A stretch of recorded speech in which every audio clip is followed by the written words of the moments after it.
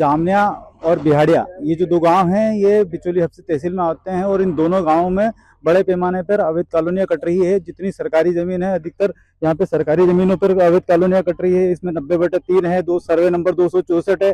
और अब तक बड़ी बात है कि यहाँ पे इतनी सारी करीब 50 कॉलोनियां कट चुकी है। आसपास आप पूरा बेल्ट देखेंगे, पूरा का पूरा यहाँ पे कॉलोनियां कटी है, लेकिन प्रशासन ने अभी तक कोई कार्रवाई नहीं की। आज जाके जब प्रशासन जो कार्रवाई कर रहा है, और वो भी तब जब लोगों के मकान टूट रहे हैं और जो प्लाट धारक, जो प्लाट बेचने वाले हैं, वो दूसरी जगह पर जाकर के जमीनें ले चुके हैं। और ये देखिए यहाँ पे प्रशासनिक अधिकारी बैठे हुए हैं और ये एसडीएम साहब है जो मोबाइल चला रहे हैं, और पीड़िता है जो कि परेशान है इस बात से कि उसने बड़े ब्याज पे पैसा लिया था और ये घर बनाया था और आज उसका घर तोड़ दिया गया। जब हमारा मकान टूटा तो आना सामने हथेली लगाना, मकान टूट रहा था हमारा, ये मकान टूट रहा मेरा, अब हथेली लगा रहा सामने। आप ये बताओ कौन सी कॉलोनी है और आपने प्लाट कब खरीदा था, किससे खरीदा था? 3 साल हो गए सर। 3 साल हो गए। हाँ, किससे खरीदा था ये? संतोष पहलवान से। संतोष पहलवान से। कितने में खरीदा था? ये 4 लाख में लिए। 4 लाख। कितना बड़ा प्लाट था दीदी? 15-40 का। 15-40 का। और इस पे घर बनाने में आपके कितना खर्चा होगा? इसमें 6 लाख रुपए लग गया सर हमारा। इसकी रजिस्ट्री हुई थी कि नोटरी हुई थी? इसी कागज चोरी मैंने आपको बताया ना सर। अच्छा, नोटरी हुई थी, रजिस्ट्री हुई थी। अभी मांगता 100 रुपए दे दो। तो अभी ये आज जो कार्रवाई हुई इसमें पहले नोटिस वगैरह दिया आपको? क्या हुआ? नहीं, नोटिस कुछ भी नहीं दिया, बोले बस उसका ही नाम बोलो, उसका ही नाम बोलो।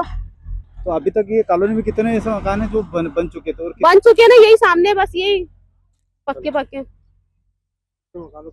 और कितने मकानों पे कभी कार्रवाई चल रही है? आपके साथ कितने लोग? 20-22 मकान है सर, ये 20-22 मकान है। 20-22। आपको जानकारी नहीं थी जब लिया था? जबकि सर इतनी जानकारी नहीं थी, हमको कुछ भी नहीं मालूम था सर। हमारा मकान बन गया था, जब तक कोई हथेली लगाने नहीं आया। हमको 3 महीने तो मकान बनाने में हो गया हमको। अभी हमारे मकान में इसमें 7-8 लाख रुपए लग गए। क्या बोल दिया प्रशासन? वो कुछ भी नहीं बोल रहा, कोई भी नहीं बोले कि उससे निपटो।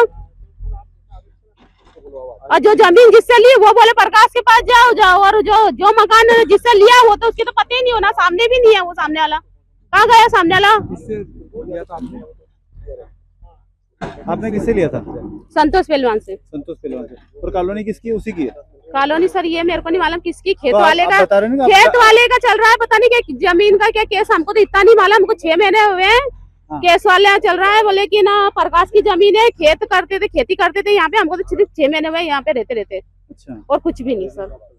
और हमने इनको बार बोला कि हम मकान बना रहे, तो बोले तुम्हारा एक ईंट का पैसा देंगे। हम 2 बार 3 बार गए, हमारी पूरी फैमिली गई है। 12 प्लाट है हमारे रिश्तेदारों के यहाँ पे, तो हम पूरी फैमिली गए। हमारे जेठ का मकान बनते रुक गया है यहाँ पे। ये मेरे जेठ का मकान है, पूरी ईंटें पड़ी, पूरी सीमेंटें पड़ी, उनका ही बनते उसके पास गए थे, बोले तुम्हारे को एक ईंट का पैसा दूंगा। कहा ईंट का पैसा? कहा हथेली लगा रहे सामने वाला। आप फोन लगा रहे हो तो आपको भी बोल रहे हैं? नहीं बोले तुम निपटो। क्यों? क्या निपटे? हम क्या निपटे? हम इतना बड़ा मकान टूट रहा, हथेली लगा रहा, तो सामने वाला की रोक गई मकान टूट रहा था हमारा। ये पैसे दे देंगे कि तू हमारे को इतने सारे पैसे दो। फिर उनके नाम, मेरे नाम से हटा के मेरी सास के नाम पे किया गया, क्योंकि हम यहाँ पे रहते नहीं थे। 3 साल से हम यहाँ पे नहीं थे, बाहर से काम करके हम यहाँ पैसा भेजा करते थे कि ये बनाइए। और जब ये 6 महीना लगा इसको बनने के लिए, तब किसी ने भी बोला नहीं कि ये आपका टूटेगा। हमको 6 से 7 महीने लगा इसको पूरा बनाने में। अभी भी हमारा घर अधूरा ही था। अभी हमने अंदर से भी कुछ भी काम नहीं, बस 4 दीवारें उठाई थी, 4 तरफ से उठाए थे, पर इन्होंने बोला टूटेगा नहीं, कुछ भी नहीं होगा, वार्निंग देके सब चले जाते थे। मेरे को सर नाम नहीं पता, सच बताऊं, क्योंकि मैं यहाँ पे रहती ही नहीं थी। मैं अभी 3 महीना में वापिस यहाँ पे आई हूँ। यहाँ पे कहाँ रहते थे? मेरे नैनीताल रह रही थी मैं जी। और वैसे हम वहाँ के सनावत के हैं।